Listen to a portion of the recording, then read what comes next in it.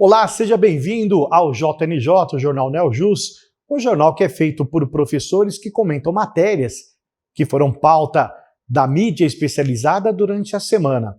E nessa edição você verá: o provimento da Corregedoria do Tribunal de Justiça de São Paulo permite alteração de nome e sobrenome de jovens entre 18 e 19 anos. Essa matéria será comentada pela professora Carla Matucci. Cultura do cancelamento é pauta de análise da professora Rúbia Ferrão. Tribunal de Justiça de Mato Grosso, juiz libera uso de tornozeleira por entender prejuízo à reinserção de condenado no mercado de trabalho que cumpre pena no regime semiaberto. Essa matéria será analisada pela professora Juliana Vieira Saraiva de Medeiros. Saiba os porquês e senões da Convenção Coletiva de Consumo na nossa coluna consumerista do professor Filomeno.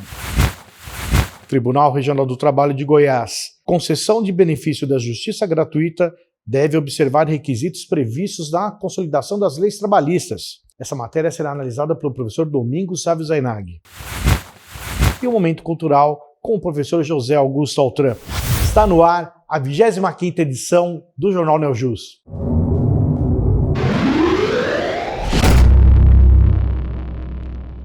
Um provimento que emanou da Corregedoria do Tribunal de Justiça do Estado de São Paulo prevê que jovens entre 18 e 19 anos podem alterar nome e sobrenome de forma administrativa.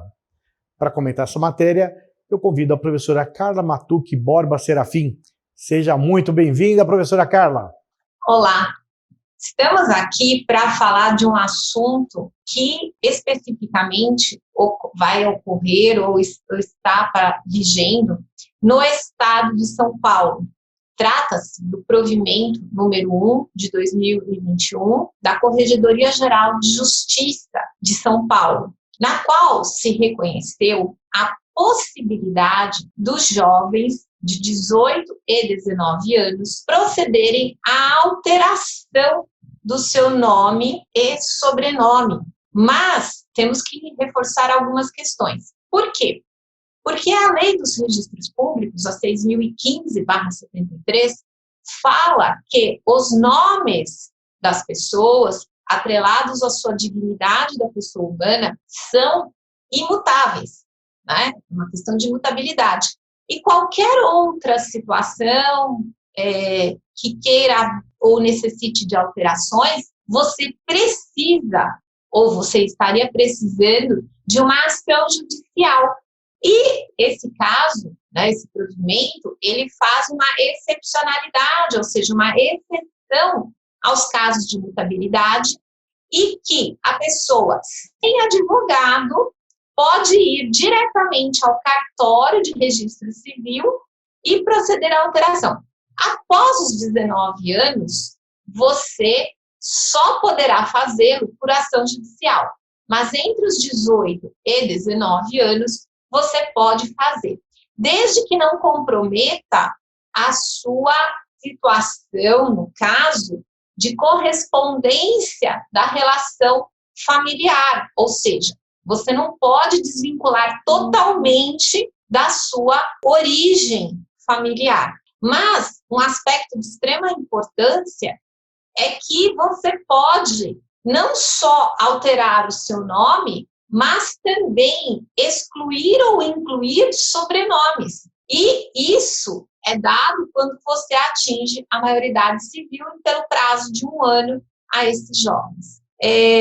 Vamos, saber se isso vai ser uma situação recorrente a se expandir para os outros estados ou se haverá algum tipo de questionamento por ordem da OAB ou de outros órgãos devido a situações peculiares, como a questão não só da dignidade que vai ser preservada, mas também a questão de saber se há algum empecilho ao reconhecimento dessa pessoa no âmbito social. É o que temos e vamos ficar de olho. Pois é, professora, a Lei 6.015 de 73, a Lei de Registros Públicos, ela já trazia no seu artigo 56 essa possibilidade, mas ao que parece de forma um pouco mais restritiva, não como a senhora estava abordando. E os cartórios de registro civil, eles sempre observam os provimentos, as orientações que são oriundas da Corregedoria. Vamos agora, então, acompanhar a implementação disso. Muito obrigado, um grande abraço e até a próxima semana. Temos visto recentemente um medo danado, né, no Big Brother Brasil e outras pessoas, celebridades que atuam aí, estão o tempo todo na mídia, o medo do cancelamento. E esse assunto é pauta agora da análise da professora Rúbia Ferrão.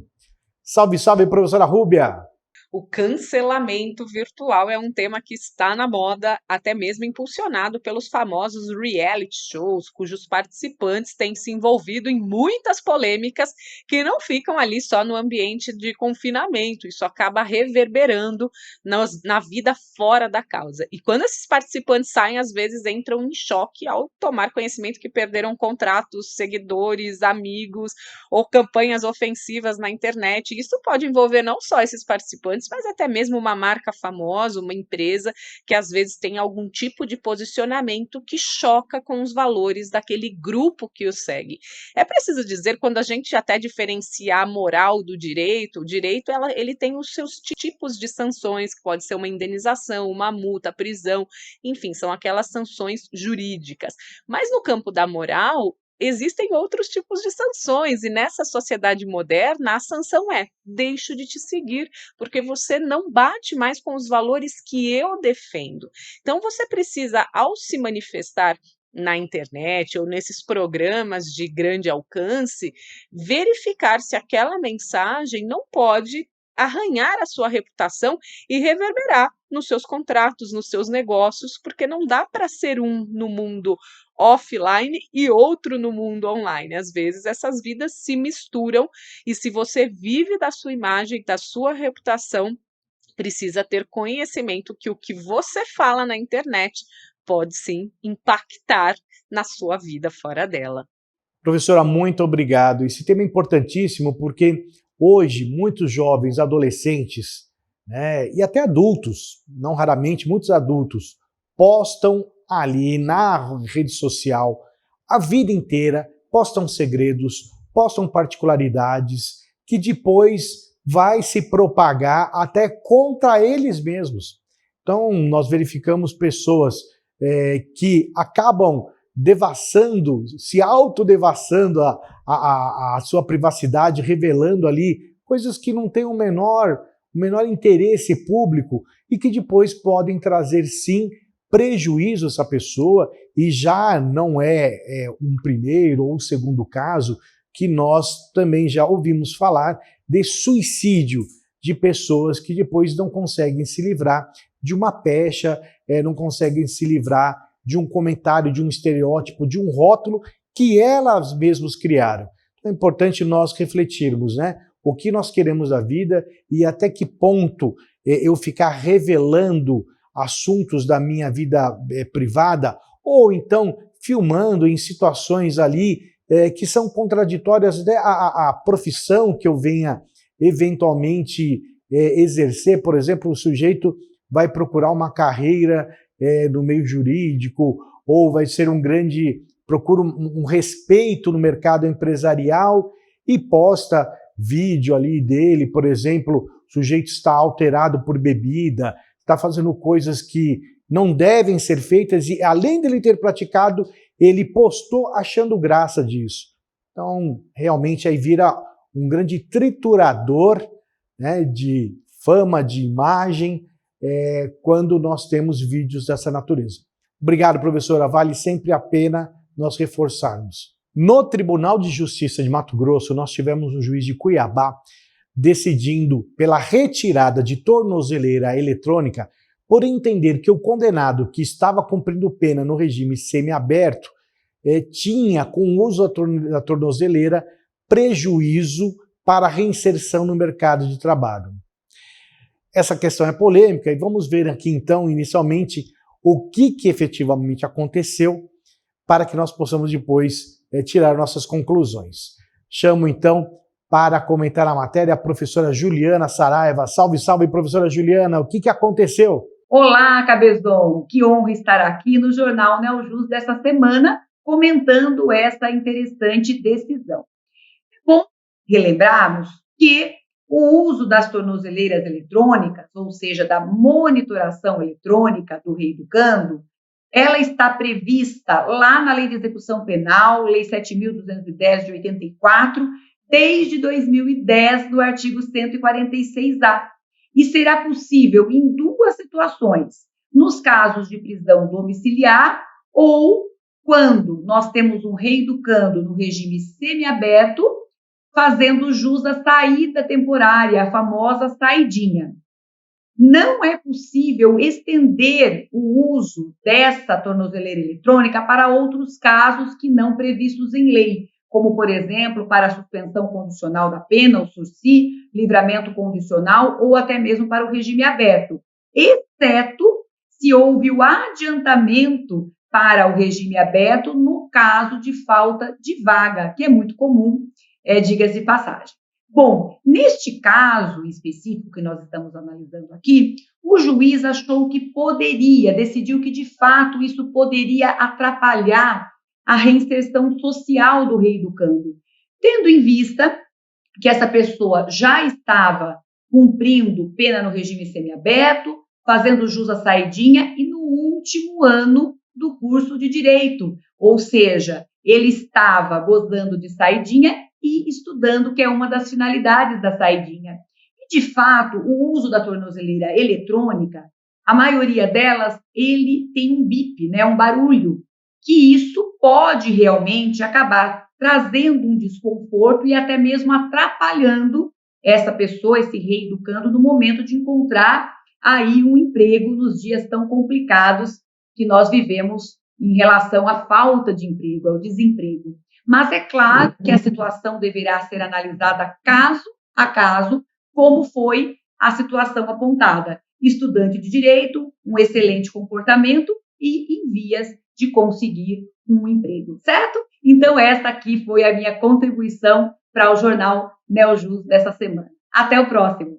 Professora, muito obrigado. Depois da explicação fica mais tranquilo, né? Não significa que o juiz está querendo abolir o uso de tornozeleira. Em um caso específico, cujo condenado tem apresentado ali comportamento exemplar, né? Ele entendeu por bem adotar essa medida. Então é importante lembrar, né, professora, como a senhora muito bem disse, que nós temos que olhar caso a caso. E a intenção é que a pessoa, após cumprir a pena pelo fato delituoso que ela veio a cometer, ela consiga ter uma vida normal e não volte a delinquir, porque depois essa conta acaba novamente ficando aberta e recaindo sobre nós, né, os cidadãos. Obrigado, professora. E agora está na hora da nossa coluna consumerista, que é capitaneada pelo professor José Geraldo Brito Filomeno. Tema de hoje, convenções coletivas de consumo. Vamos lá!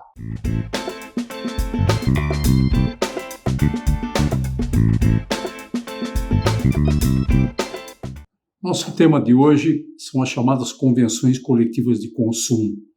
Elas estão previstas no artigo 107 do Código de Defesa do Consumidor, segundo o qual as entidades civis de consumidores e as associações de fornecedores ou sindicatos de categoria econômica podem regular por convenção escrita relações de consumo que tenham por objeto estabelecer condições relativas ao preço, qualidade, quantidade, garantia e características de produtos e serviços, bem como a reclamação e composição do conflito de consumo. Bem, somente você que tem um automóvel da marca Ford, eu acho que isso aplica muito a você, porque esse dispositivo do Código do Consumidor nada mais fez do que copiar um outro artigo 17 da Lei 6.279 de 79, que é a chamada Lei Ferrari, que estabelece as convenções coletivas de marca entre as montadoras de veículos de um lado e as suas concessionárias de outro, estabelecendo uma série de questões como disposição de veículos na vitrine, contribuição para a publicidade, somente patrocínio de jogos, de Copa do Mundo, cota que cada revendedor tem direito, bônus, se ele vender mais ou menos no mês e assim por diante. Então, nós nos inspiramos nessa regra, porque em matéria de consumo também pode haver, se bem que esse dispositivo ele não está sendo lá muito bem aplicado, não é? Pouco aplicado, melhor dizendo. Eu me lembro da Associação de Donas de Casa de Belo Horizonte, aplicou durante um período de dificuldade econômica, 2008, por aí, e foram feitas algumas convenções entre a Associação das Donas de Casa, de um lado, e a Associação de Supermercados, do outro. Bom, mas aqui está ligado esse dispositivo. Esse dispositivo está ligado ao artigo 32 do mesmo Código do Consumidor, que diz que o fabricante, montador ou qualquer outro fornecedor está obrigado a manter peças de reposição durante algum tempo. E na forma da lei, conforme o parágrafo único, não é bem forma da lei no sentido formal, é no sentido de um pacto, convenção, de uma norma ou qualquer outro tipo de obrigação assumido por uma das partes. Então, na verdade, essa convenção coletiva de consumo tem a ver com essa questão da manutenção de peças. Só que, nesse caso, parece que o PROCON de São Paulo, valendo-se da norma de que ele também pode propiciar termos de compromisso de ajustamento, parece que foi feito com os revendedores Ford ou com a própria montadora. Mas veja que interessante, uma norma de direito comercial que inspirou a norma de defesa do consumidor. É isso por hoje. Professor Filomeno, agradeço as suas considerações e aqueles que se interessaram pela matéria, nós estamos postando um outro vídeo com uma duração maior, no qual o professor Filomeno faz ali comentários mais completos sobre essas situações e que tratam de convenções coletivas de consumo. Professor Filomeno, um grande abraço, mais uma vez, uma honra tê-lo aqui conosco. O Tribunal Regional do Trabalho de Goiás concedeu uma decisão na qual asseverou que um aposentado não teria direito à justiça gratuita porque deveríamos seguir os requisitos para tal benefício contido na CLT. Para fazer então um comentário sobre essa interessante decisão, vamos convidar aqui o professor Domingos Sávio Zainag. Salve, salve, professor Domingos! Olá, Ricardo Cabezon e amigos do jornal NeoJus. Bom, hoje nós vamos comentar uma decisão do TRT de Goiás, a 18ª região, o TRT da 18ª região, até mesmo como uma homenagem pessoal que eu faço a Goiás. Eu, há muitos anos, logo depois que me tornei mestre, dei aula numa cidade chamada Rio Verde. Foram aí quase 2 anos indo mensalmente para essa cidade e eu morro de saudade, né? Goiânia, então, nem se fala, né? Uma cidade super bonita, um povo super amável, tenho amigos lá, o querido João Bosco, que é meu confrade da Academia Nacional de Direito Desportivo, a quem aproveito para mandar um abraço.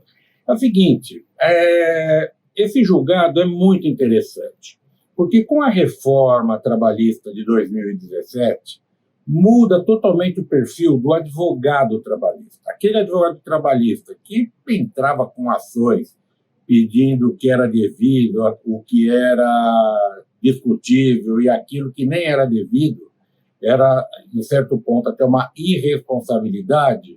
Com a reforma, 2 novidades vieram. Primeiro, a presunção de que o empregado não pode arcar com as despesas do processo não existe mais. E também a condenação em honorários de advogado, não só pelo empregador, como pelo empregado também.